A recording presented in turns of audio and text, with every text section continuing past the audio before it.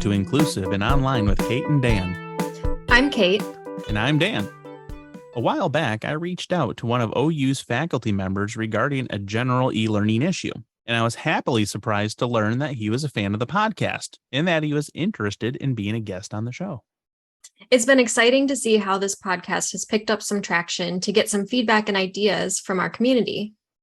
Absolutely. In fact, this episode is our second to feature a listener-suggested topic, and we're always open to listener-suggested topics and encourage you to reach out with your ideas as well.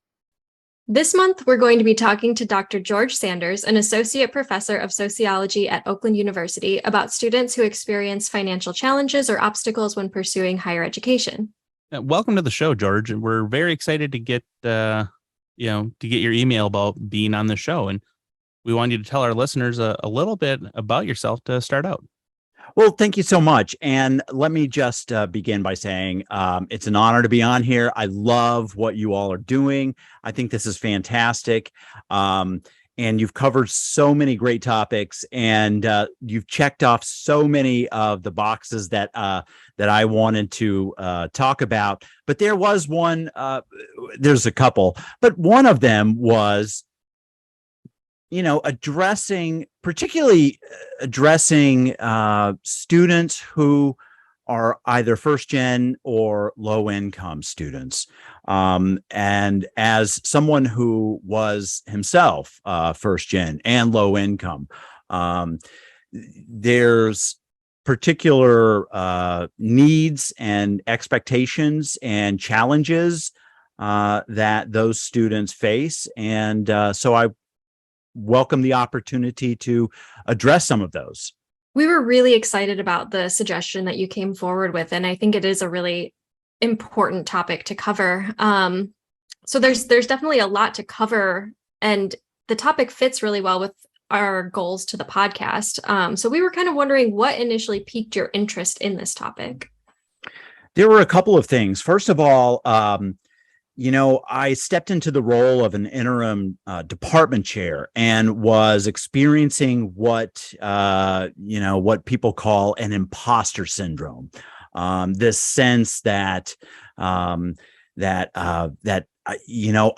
don't deserve to be here, that this is some kind of exclusive country club of elites that now I have to find my way around to be accepted and to not feel like an outsider.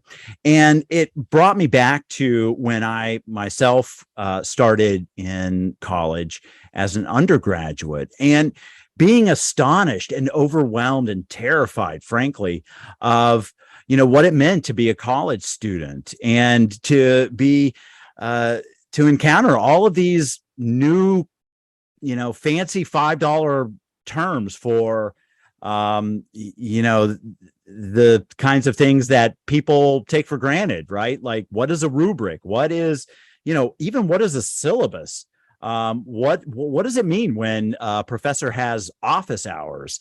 What's the difference between a TA and a lecturer and a grad student and a full professor and all of these kinds of things? What do deans do? And that sense of not knowing, was really kind of something that has always been a part of how I experience my career now, even as a professor.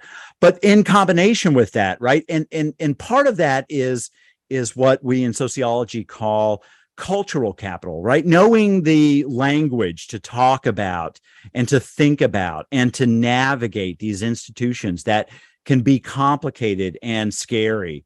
But that in combination with, challenging issues of financial capital, which oftentimes go hand in hand. And the pandemic really brought to light just how these two factors of cultural capital and financial capital and the need to accumulate both of those in order to succeed becomes imperative in today's university environment, which is unfortunate because We want to be as accommodating and welcoming and open to as many folks as we can. I think it's interesting that you mentioned imposter syndrome, because I have felt that, so many times personally and professionally, and myself. Yeah, we had everything we needed growing up, but I wouldn't, consider us as kind of the upper echelon, financially speaking. So when we look at things like that imposter syndrome, it's interesting how potentially, financial shortcomings, could play into that as well when you get to campus. But I also want to go back and talk a little bit about the language of higher education. I just found out a couple of days ago that Oakland University has a website that will tell you what each acronym they have in their database means.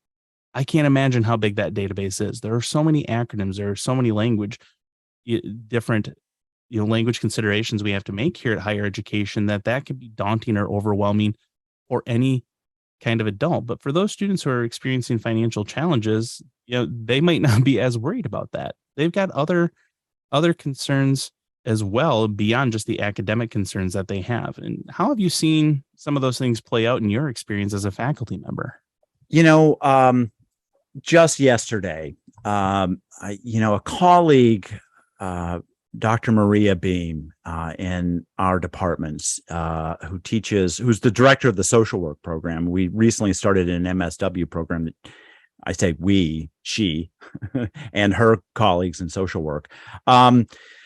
She took me on a tour of the food pantry, which is over at our student center. And they're about to move to a bigger space, which says a couple of things, right? That the food pantry is working, that it's successful, and that's unfortunate. But also that there is a need. And when we were going through the food pantry, she was talking about, we're going to be moving to this bigger space, going to need volunteers on Friday to move all that stuff. But as I was looking around, she said, the shelves are relatively bare, and it not due to the lack of generosity on the part of people who want to contribute to the food pantry, but in large part due to the need from students who are using the food pantry. And there's not just food there. There are gift cards that are available. There's professional clothes for going on interviews. There are hygiene products, and a variety of other things as well. And so that, in combination with some other things that have become apparent, when we went online, we were able to physically see or visibly see, right, the environments of many of our students, and many of those students are, we see that they are caring for family members, they're caring for parents, they're caring for children. I had a student who asked to see me during office hours, and we met on Zoom. And she said, Professor, I've really had a difficult time. There was a shooting in my neighborhood, and she showed me the bullet holes in the wall. And to see that and to recognize that, we're not just talking about, living off of ramen and pizza. We're talking about not actual, but much more severe forms of food insecurity and housing issues as well. So an interesting point that you raised. I'm sorry to interject there, but how the intersections of our lives really came together during that pandemic, and how things are playing out now, and that you got to see a little bit more of that student, or maybe students who are potentially uncomfortable having their camera or doing, like for an online proctor, they didn't want to have to do the room scan with their camera. It's easy to forget about that on campus because we always hear how affluent Oakland County is. And Oakland University is a beautiful campus. And this is certainly not an indictment on campus, but it can be easy to forget when you're surrounded by, nice looking things and affluence, that there are many students and staff and employees of the university who use that Grizzly Food Pantry and who benefit from many of these services. So I'm glad you mentioned that. I also think it's important to kind of think about contextually that historically we have an idea of like what a college student is and what a college student looks like and what things that they're going through. And I think through the pandemic, it became even more evident that college students are coming from all walks of life. They have all different unique concerns that are impacting the way that they're experiencing the higher education environment. And one of the things that you had mentioned in your email to us, George, is that all of these barriers that students are experiencing can have really a profound psychological impact as they're navigating higher education and dealing with some of these barriers. And myself, as someone with a counseling background, this is something that I've thought about quite a bit, and that psychological impact and how it can impact how students are performing in their classes and dealing with the challenges that higher education presents.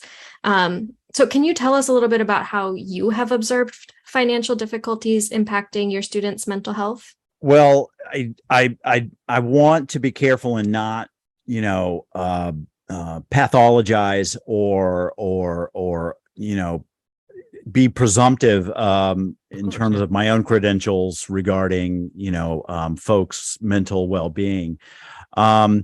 But I can speak from my own experience firsthand, and seeing this right in my own students. When you are hungry, and when you are worried about how you're going to pay for your rent, when you are working multiple jobs, and when you do not have the cultural capital that says, here's where you can go to find the help that you need. In combination, all of those things amplify, the sense of anxiety, the distress, you're fearful, and you're isolated, and you're alone too, because you look around and everybody else seems to be getting along just fine. And many of your friends are, right, going out and having a good time and living that stereotypical college university experience, while you yourself are, working, late nights, and having to study because, all of your free time is devoted to working. So when we see students who are falling asleep in class on a regular basis, that's alarming.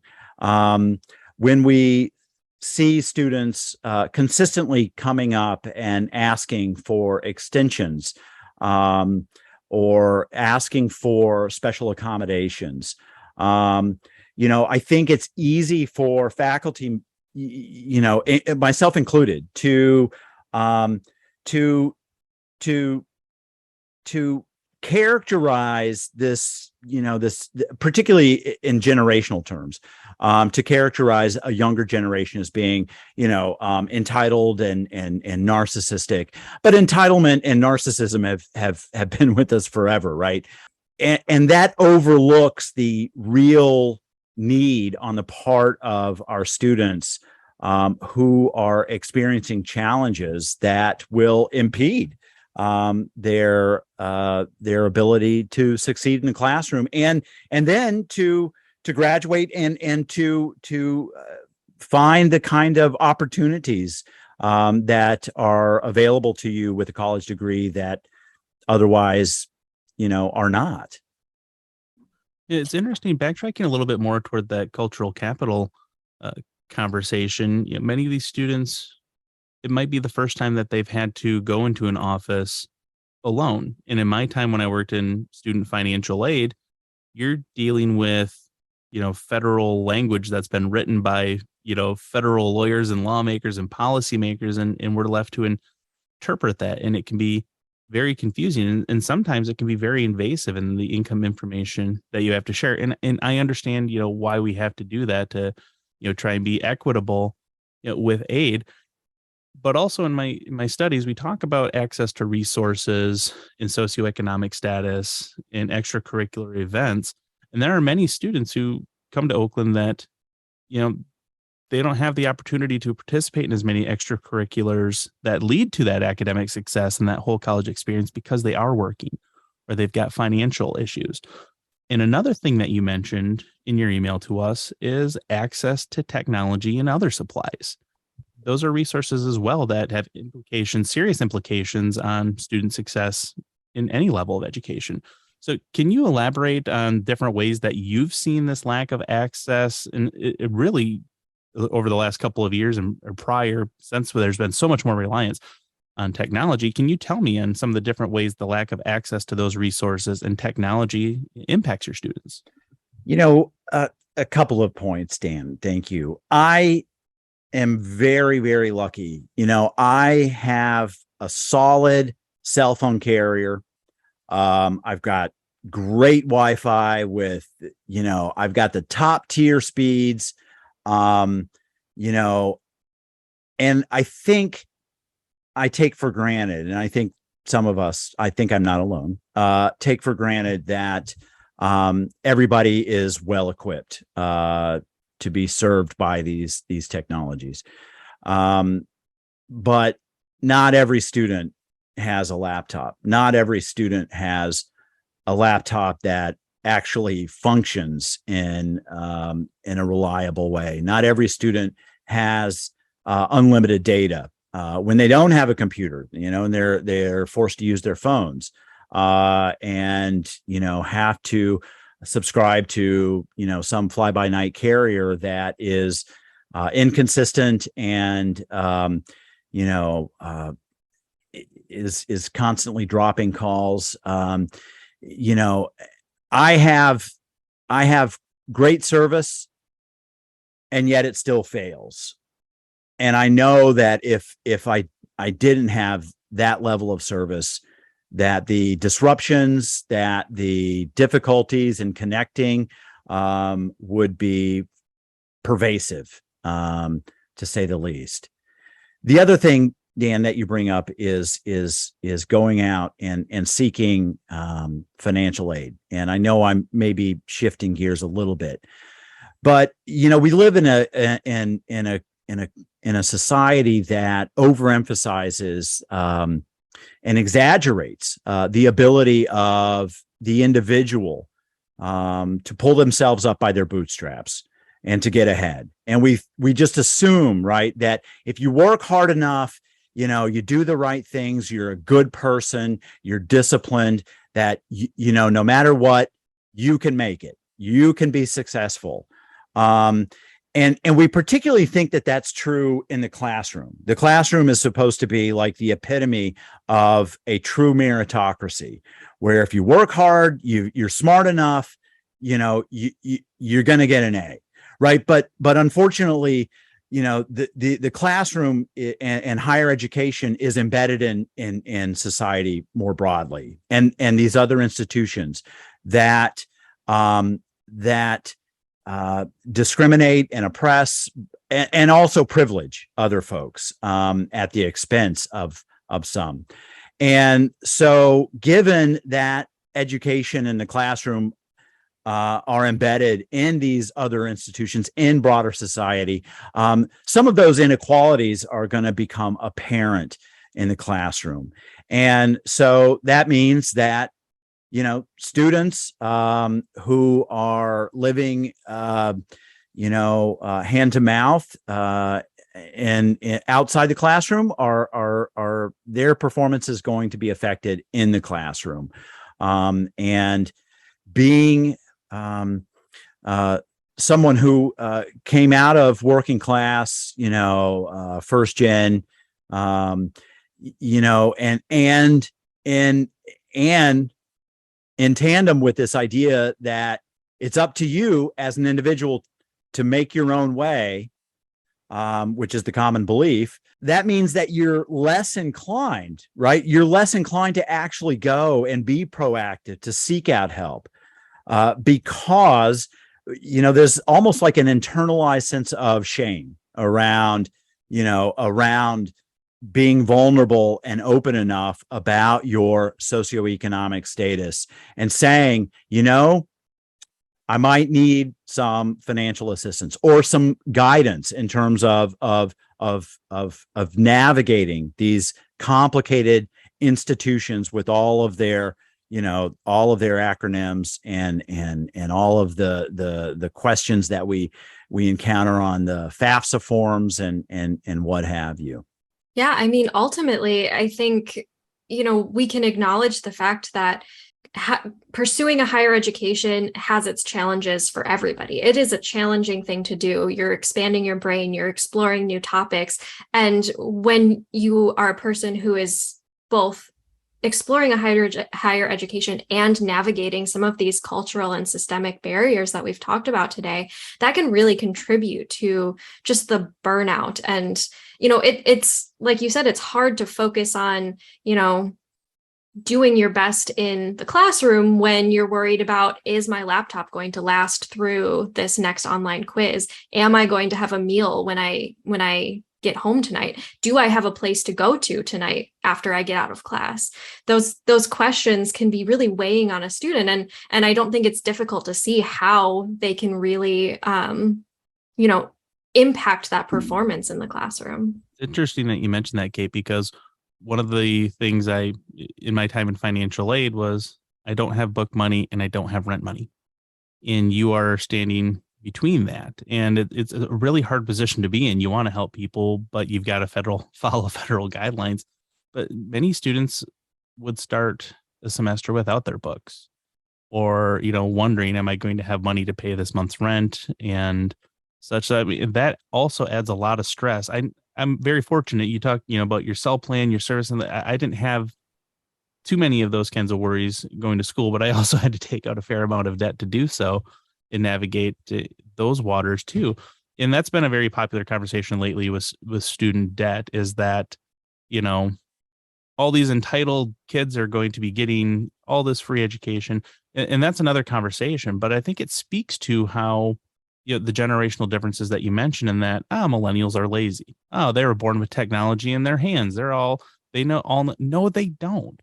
No, they don't. And, it's on us. It's incumbent upon us as educators to help them get those resources, to get, access to a lot of those types of things. Kate and I put a lot of work into redesigning the Moodle menu at the top of Moodle so that there were many more services, more tightly bundled and easier to find for students and faculty as well. So I hope a lot of our, listeners who know that or aren't aware of that, they start using some of those resources and helping students out. And though you might not be the person who can directly help them with a particular issue, you can certainly help guide them or point them more easily to find some of these things, or potentially even self-service and find them yourself. So, these are all great points that you both have mentioned. Thank you, Dan. Kate, I'm sorry. Do you have something you want to say? I can edit this out. Watch. I'll edit that part out. Don't worry. You go ahead. Was I supposed to say something in response to that, Dan? That's a good point. I guess I was thinking, oh my God, I need to explore this a little more. So I began thinking, oh, okay, what are those tools, Dan? Tell me. It's easy. I'm learning.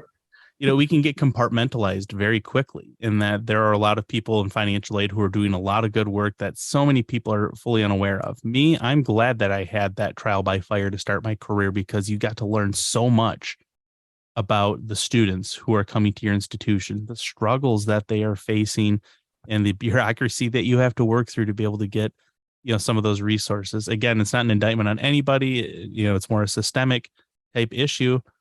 As well. Right now, I'm learning more about our student athletes and the challenges they face. It's a whole different set of circumstances. So there are so many different groups on campus that we hope we can help share their stories through this podcast to help raise some of that awareness. Because in my 16 years here at Oakland University, I keep learning more about our students.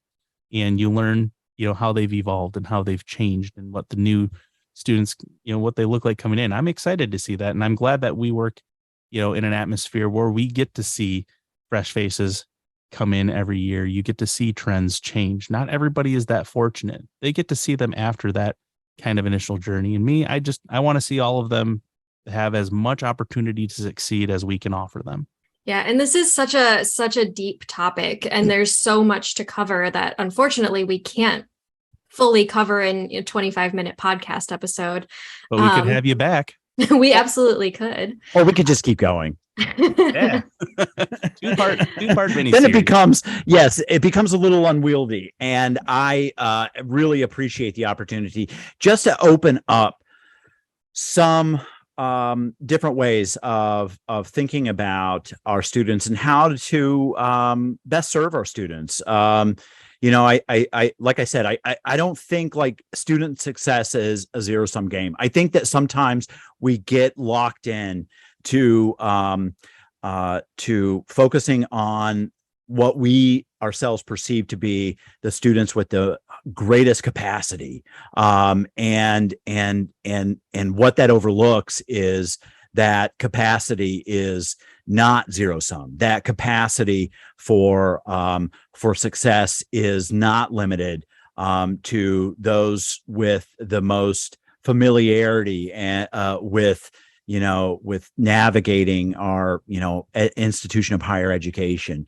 That there are so many enthusiastic and excited and really brilliant students who simply don't have the background that allows them to participate in a way in which they can avail themselves of the wonderful and increasing number of opportunities that this university is making available. Yeah, absolutely. I mean, it comes down to that idea of we can't necessarily treat all students equally. We need to be treating them equitably and making sure that they have those resources that they need in order to perform at the level that they could perform. And that's not always going to result in equal treatment, equal distribution of resources, equal distribution of student services. Amen. Well said. So, George, do you have any closing thoughts that you'd like to share with the listeners? Two things. One, I kind of like to think that I'm a fairly smart fellow. I'm gainfully employed, have a PhD. I'm tenured, and that's wonderful. But I benefited significantly from the resources that were provided to me, not just by friends who let me surf on their couches, but by nonprofit organizations and agencies that were able to step in and service people like me who didn't have the ability to pay for school, to pay for housing and even food. So we're lucky. There are many of us who are lucky. It does not have to come down to luck, though. We should be open to providing more support to those with structural barriers or structural challenges, who face structural challenges, particularly in terms of economic challenges, but also we should be more accommodating when it comes to the students who don't know how to talk about and to how to advocate for themselves and their needs. We should be looking out for those students and finding ways to support them. It's easy to, particularly as a faculty, as a professor, someone who we care. We are invested in our students. We are invested in their learning, what we have to offer. And so when we have students who don't seem to, quote unquote, get it, who do fall asleep, it's easy to take that personally, because we do invest time. On the other hand, it's important to recognize that there are real structural inequalities that affect our students, and that affect their performance and their ability to participate and be engaged. And it's no skin off our backs, right? To let some of those things go, to instead be attentive and thoughtful, to inquire about their well-being, rather than to take it personally, like, oh, well, they're not listening. They just don't care. So many of them do care. Yes, some students will take advantage, and that's fine, right? That's totally fine, because that's going to be the case in any realm of life. But we do have a responsibility to do what we are able to do to expand the capacity of the students that we are here to serve. Thank you so much for being here today. This has been a really wonderful conversation, and I'm looking forward to sharing it with our listeners. Absolutely. Thank you so much, Dan and Kate. You all are rock stars. We'd like to thank Dr. Sanders for joining us today. If you liked this episode, don't forget to subscribe and rate our show on Apple Podcasts, Google Podcasts, Stitcher, or Spotify. We value your feedback, and your ratings and reviews will help others discover our show. You can also follow us on Twitter and Instagram at InclusiveOnlinePod. If you'd like to get in touch with us with your ideas, feedback, or requests to collaborate, you can send us an email at inclusiveonlinepod@gmail.com. And don't forget to take a look at all of our resources for today's episode linked in the show notes. Please note that we are not endorsing or sponsoring any of the products and tools that we discussed in our show today. We are simply sharing our experiences using these tools, and we do not receive any compensation for mentioning these products. Special thanks to our production assistant, Kayla Yuka. We'll be back next month with our next episode. Until then, we hope you feel included.